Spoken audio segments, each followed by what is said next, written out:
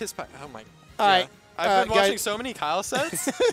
somebody I saw a yellow shirt, and my brain just autofilled. That's funny. That's freaking hilarious. He just auto-filled the name, and oh, it's a sortie. It's got to be Kyle. That's literally what happened, dude. Oh my lord. But, do you know where this is in bracket? We are losers. We are in losers quarters. Okay, okay. SK, if I remember correctly, losing a bit early, losing all the way in like winners round 3 or something, bringing it all the way back to losers quarters, turning it up in losers. Do we see SK peak on Tispai right here? I think it's possible.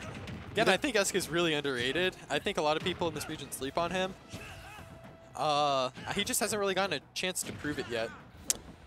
That's fair. That's very fair. Tispai is one of those players that can, I think genuinely, no matter how good you are doing in a tournament, he can make you feel like you've just absolutely thrown all your knowledge out the window. Oh, absolutely. Yeah, Tispai, very solid player fundamentally. Picks up on your habits really, really well, which is a really good trait for an Ike main to have in particular, because that character really blows you up on habits. And while this matchup sounds like Fox would just suppress Ike in neutral, in practice I feel like it's way more complicated. I feel like Fox has to be really scared because he's so light. Right, because anything like literally sub 60, he'll die. Yeah. Fox, taking the first stock though. It's SK. He's got a solid lead.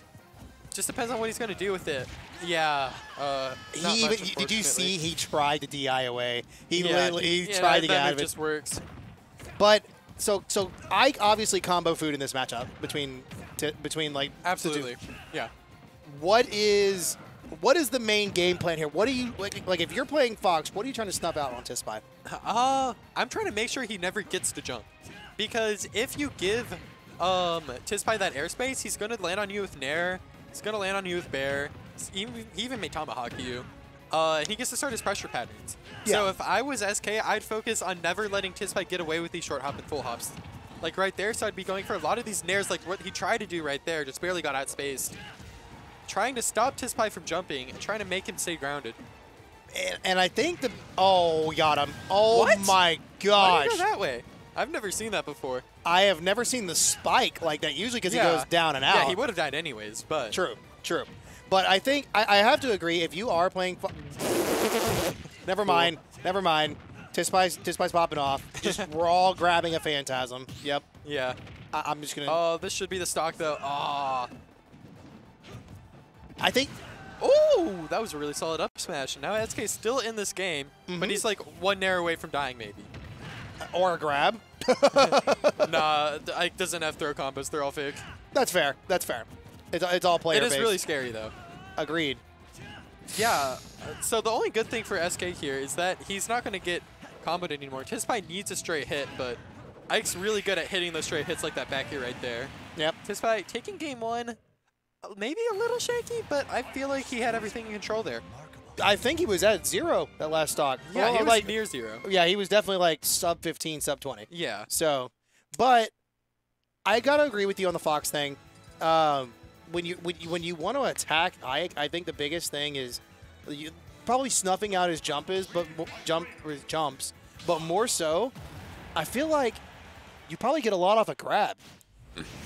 The issue with Fox grab is that nothing's ever true on it. Like, okay. It's good for positioning, and you have to grab sometimes because otherwise they get this shield forever. But you'll see Fox mains usually like try to avoid grabbing as much as possible just because the risk reward is really bad on it. You don't get much reward, and it's pretty risky. Ooh. I thought he almost got him. Okay, look, Tispai pulling a Kyle, except he did it way less threatening. Yeah. I like the idea, though, because it was supposed to catch a Phantasm, and a lot of Foxes have really bad habits, like with Phantasming to ledge. Very true. Well, I mean, Tispai literally has to... He's not Phantasming, but, I mean, he has to side beat a ledge quite often. Yeah. So... SK's got a pretty good lead here, but this is where Fox starts to struggle, trying to find that kill. Yeah. And especially because it feels like every time he lands the Nair, he's missing the tech chase afterwards. Which is really worrying if you're playing Fox, because it's like, how do you kill this character if you're not able to get those tech chases? I think if I'm trying to kill Tispai at high percent, Who's that 86 free hit mid-stage? Isn't Hollow Bastion's, isn't it a small stage? Not really, I guess, but it's not like significantly smaller Right, than okay. other stages.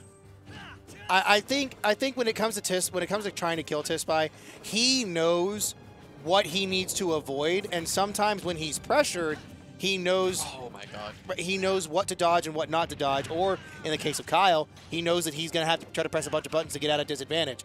I think from this game 1, he might have already learned with SK that he can get away with a lot. Yeah. So, like a really fundamental concept in Smash is knowing what options your opponent's looking for at certain percents. Like I heard this described in Melee where like red light, green light, where Fox gets the green light for like up throw up air at 60. But at like 0, he's looking for like other stuff. Okay. Like a shine or something. But that concept applies to like every character in this game. And Tispai's doing a very good job of playing around that, knowing when Fox's red lights and green lights go on and off. I got you. Okay, that's a really good breakdown, actually. I like that idea. But what I like even more is the fact that he gets this lead. Oh, this is dead. What a good angle. Tispai gets this lead, and when he pushes this advantage, man, he's quite literally just throwing everything at SK, and SK is doing everything he can to deal with it. And as it stands, up until this stock, he was not dealing with it very well at all. Yeah, but now SK's got something going here. He's starting to get a bit of a route. Maybe making this comeback. That's a really good grab from Tispai, though, just to open him up a bit. Throw off his positioning. Oh, that dash attack nearly hit by frames, and instead it's going to be Tispai losing his stock first. SK with his first lead of the set, really. Well, I mean, Tispai did kind of just throw an air dodge out there, and that That raw was a up bad B, air dodge. that raw up B is not going to be good either. That's not going to be the stock yet, though. Tispai probably going to kill him on this ledge trap. What a good Phantasm, though, knowing that Tispai's going for that super laggy Aether. Ah, man. Or Eruption, my bad. Is that what it's called? It's an Eruption. Aether's Okay. lefty. Gotcha. Woo! I don't think that would have killed, but yeah, it wouldn't have killed, but... The fact that he had the read, though, like, Yeah. that's what it is. And right now, Oh my god, he chased that down. Okay, if he cheeses here at 0, I'm just going to say this right now, all skill. Tispai, unfortunately, not a notorious cheeser, though. Very true. He's a respectful player. He is too honest of a player. That is the one thing we have said about Tispai for a long time here in Gump Crew. Tispai is just a too honest of a player. He's starting to bring this game back, honestly, though. Going for like these grabs, these fundamental options. And SK, man. And now this is where he starts to struggle. See, Tispai's so good at playing around it. He knows that SK wants this back air or this down air or this up smash. Yeah, because he's gonna lead into something. He wants an air like that. Yeah, like that down smash there or that down air. I swear to God, if one of those connects, I'm just gonna scream. Yeah, and now Fox needs a back air. Uh-oh. Tispai releasing it a bit too early, though. Falling out of the dare, though. Not what you want to see if you're an SK fan. Oh my gosh. And right now, okay, one dash attack, one up air, one fair, one like hard-hitting move. The game is close to over. Never mind, we're good. Oh, but okay. He barely misses the parry on it, and Woo. SK taking game 2 barely, wiping his hands. Definitely for a good reason. Ike's one of those characters where it's like they're bad on paper, but in practice, you get them to 160, and then they start making a comeback on you, and it's like, oh my god, what do I do? You get hit 3 times, and you're literally at 60. Yeah, and then you get like Nair up aired at 70. Yep. And die, and it's like, man. I got outplayed, didn't I? Yeah. I can't even be mad because it's Ike, but also I want to be mad because I lost. I feel you, dude. It is one of those things where like you play a whole set and you do so well through most of it, and let's say you win. Like let's say you fight it down to the very last stock, you fight it down to the very last hit, you end up coming out on top, but you look back on it and you go, bro, why? Yeah, why was that scary? Like Should have been fine. Right, I'm this good of a player. I know these matchups. Why am I sweating? Yeah. Like why? Like that was so terrifying. What? Yeah, and honestly, Tispai's Ike, one of those characters makes you feel like that. Yeah, definitely. Especially like the way he moves. It's just so threatening all the time. But SK here starting really, really good this game number 3, coming off the win, so we know he's feeling good. I'm not gonna say he's feeling better, but he's definitely feeling good. Yeah. Back to PS2, I'm going to be honest, I don't know how I feel about this in this matchup because this just sounds neutral for both players. And I feel like if you've got a counter pick, you could do more with it. because I think SK took him to Hollow Bastion. He's trying to do the most with his counter picks, but I'm not sure why Tispai came back here. Maybe it's because he feels like Plats benefit Fox more than it does Ike? That could be the case because in PS2, the Plats don't really, I mean, they do benefit characters, and so does the size of the stage itself benefits characters and all that stuff, but I think Tispai might just genuinely feel entirely more, like, way more comfortable here than any other stage. Yeah, maybe a comfort pick. I could see that.